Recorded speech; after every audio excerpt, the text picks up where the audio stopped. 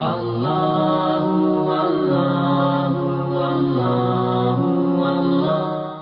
آپ کو لیے چلتا ہوں اس مسئلے پر جہاں مسجد حرام اور مسجد حرام میں جب کبھی بادشاہ نے وقت جاتے تھے تو ان کے لیے پورا حرم خالی کروا لیا جاتا تھا. ایسا ہی مرحلہ تھا کہ جب یہ پہنچا ہے طواف کرنے کے لیے، اس کا نام بعض مورخین لکھا ہارون رشید کا زمانہ. صلوات پڑھ لیں محمد و آل محمد.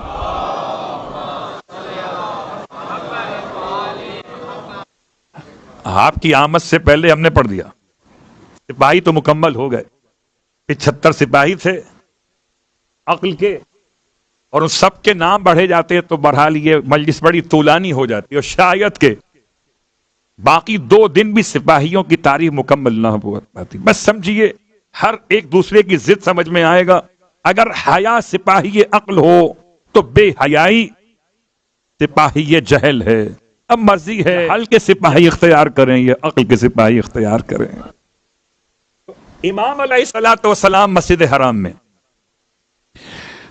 اور داخل ہوئے تو سپاہیوں نے، اس زمانے کے سپاہیوں کو حاجب کہا جاتا تھا، یعنی جو اسپیشل فورس ہوتی تھی حکمران کے ساتھ چلنے والی، اسے آج کے دور میں آپ اسکاٹ کہہ سکتے، پروٹوکول اسکاٹ. اور اس اسکاٹ کے اعتبار سے ہٹو اور بچو. مسجد حرام میں ہو رہا، کوئی داخل نہ ہونے پائے، اکیلے طواف کریں گے. امام داخل ہو گئے تو حاجبین جو تھے حکومت کے، انہوں نے امام کو روکنا چاہا کہ ابھی آپ طواف نہیں کر سکتے، ابھی حاکم وقت طواف کر رہا. امام نے قرآن کی آیت پڑھی کہ یہ خدا کا گھر ہے نا، اس میں شہر والے ہوں کہ باہر والے ہوں، اعتکاف کرنے والے ہوں کہ بادیہ نشین ہوں، سواء العاکف فیہ والباد، اس میں دونوں برابر. تو وہ اپنا طواف کریں، ہم اپنا طواف کریں گے. باقی سب تو ویسے ہی پروٹوکول دیکھ کر ہی پیچھے ہٹ گئے. اور امام کا جواب سن کر ہارون کہتا ہے ارے انہیں طواف کرنے دو. پتا چلا جو قرآن کے ساتھ بولتا ہو اس کی زبان کے سامنے بھلا کون بات کر سکتا ہے. یعنی جہاں عقل کا سپاہی آگے آگے ہو، جہل کے سپاہی کو شکست ہو جاتی ہے. امام آگے، اور عجیب مشکل کیا پیش آئی کہ اس سے آگے آگے وہ طواف کرتا ہے، اس سے آگے امام چلتے ہیں. وہ طواف کے بعد یا طواف کے درمیان حجر اسود کے پاس آتا ہے، اس سے پہلے امام پہنچ جاتے ہیں. وہ طواف مکمل کر کے مقام ابراہیم پہ نماز کے لیے آتا ہے، اس سے پہلے امام پہنچ جاتے.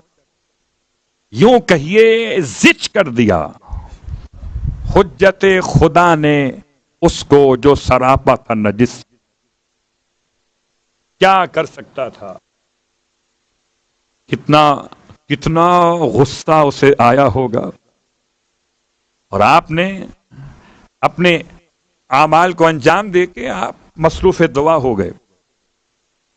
بڑا تل ملایا ہوا ہے، کہتا ہے بلا کے لاؤ اس کو. وہ ہے کون؟ ہم سے آگے آگے آگے چلتے ہے کون؟ یہ بلا کے لاؤ اس کو. جب حاجب سپاہی پہنچے بلانے کے لیے، امام بڑے سکون سے بیٹھے ہوئے ذکر خدا میں، کہ چلیے بلا رہے ہیں آپ کو. کہ اگر ان کو مجھ سے ملنے کی ضرورت ہے تو چل کے میرے پاس، مجھے ان سے ملنے کی ضرورت نہیں ہے. اللہ اکبر. ہر اعتبار سے امام نے سیرت کو پیش کیا ہے. کہیں وہ کیفیت ہے کہ ہاتھوں میں ہتھکڑیاں ہیں، اور کہیں یہ کیفیت ہے کہ آپ کی زبان مقدس سے نکلنے والے الفاظ، کیونکہ ہر ایک موقع اور محل کی مناسبت سے سیرت کے پیغامات الگ الگ. امام نے ارشاد فرمایا اس سے ملنا ہے، میرے بات چل کر آ جائے. حاجب کچھ نہ کر سکے. چلیں ایک بات تو سمجھ میں آ رہی ہے کہ اس زمانے میں بھی کچھ حرم کا احترام باقی تھا. صلوات پڑھے محمد و آل محمد.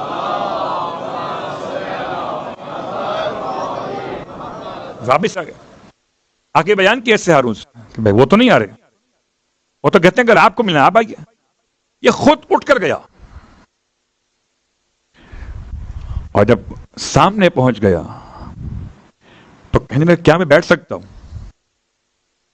امام نے فرمایا خدا کا گھر ہے، یہاں بیٹھنے کے لیے کسی کی اجازت کی ضرورت نہیں ہے، امام بٹھاتے اسی کو ہیں جو امام والا ہو، ورنہ بہت سارے بیٹھنے کے لیے تیار رہتے تھے، ہم بیٹھ جائیں، اور امام ہر کس و ناکس کو کہاں بٹھاتے تھے، اٹھاتے بھی تھے اور بٹھاتے بھی تھے، مگر دیکھ کے اٹھاتے تھے اور دیکھ کے بٹھاتے تھے۔ بیٹھ گیا کہ میں آپ سے سوال کرنا چاہتا ہوں۔ امام نے فرمایا کہ سوال علم حاصل کرنے کے لیے کرنا چاہتا ہے تو ویسے بیٹھ جیسے کوئی طالب علم استاد کے سامنے بیٹھتا ہے۔ ابھی تو چوڑا ہو کے بیٹھا تھا اور اب سیدھا ہو کے بیٹھ گیا۔ ہر ایک سپاہی عقل کی جنگ ہو رہی تھی سپاہی جہل کے ساتھ، اور کیا شمشیریں چمک رہی تھیں حرم کے صحن میں، عقل کے سپاہیوں کی جہل کے سپاہیوں کے خلاف۔ مجبور ہو گیا، اپنے انداز نشست کو تبدیل کیا، دونوں زانو تہ کر کے سامنے بیٹھ گیا۔ اللہ اکبر۔ تاریخ کا جملہ ہے، ابھی تک ظاہری اعتبار سے یہ بالکل نادان بنا ہوا، مولا کو جانتا ہی نہ ہو۔ اب جب بیٹھ گیا، اب سوال کرو۔ سوال کیا کیا؟ کہتا اگر جواب صحیح نہیں دیا تو گردن اتار دی جائے گی آپ کی۔ یہ دھمکی بھی ملی روایت میں۔ سوال کیا ہے کہ دین کیا ہے؟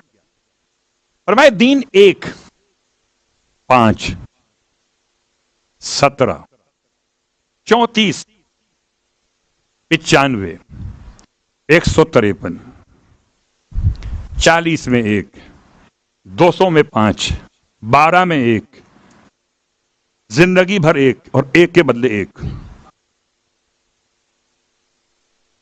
اس نے یہ سنا تو حیران ہو گیا، دین پوچھا تھا تم نے گنتی شروع کر دی، یعنی یہ حساب کہاں سے لے کر آگے، دین بتا مجھے۔ امام نے قرآن کی آیت پڑھی، کفا بنا حاسبین، خدا کہتا ہے ہم حساب کے لیے کافی ہیں، اگر دین حساب کے علاوہ کچھ اور ہوتا تو خدا قیامت میں حساب کیوں لیتا؟ امام کے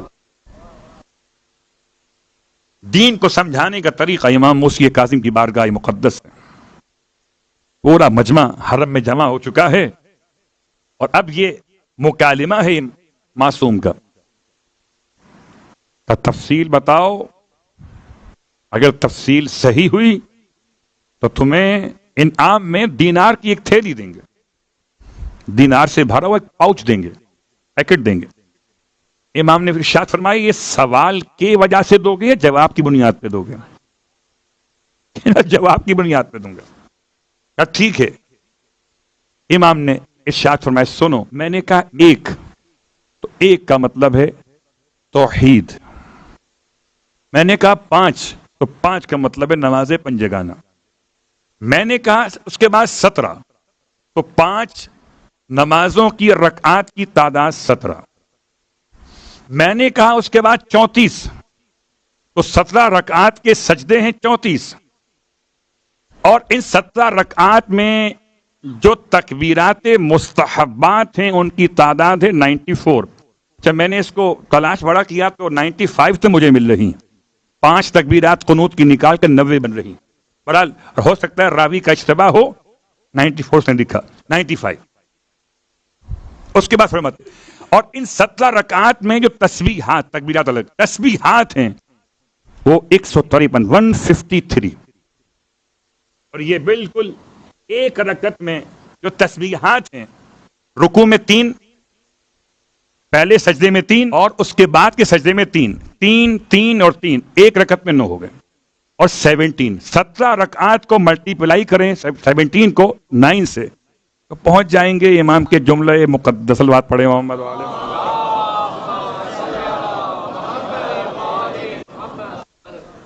حساب بنا کے آئے تھے مولا، بنا کے نہیں آئے تھے۔ امام ارشاد فرماتے تھے حساب خود بخود بنتا جاتا تھا۔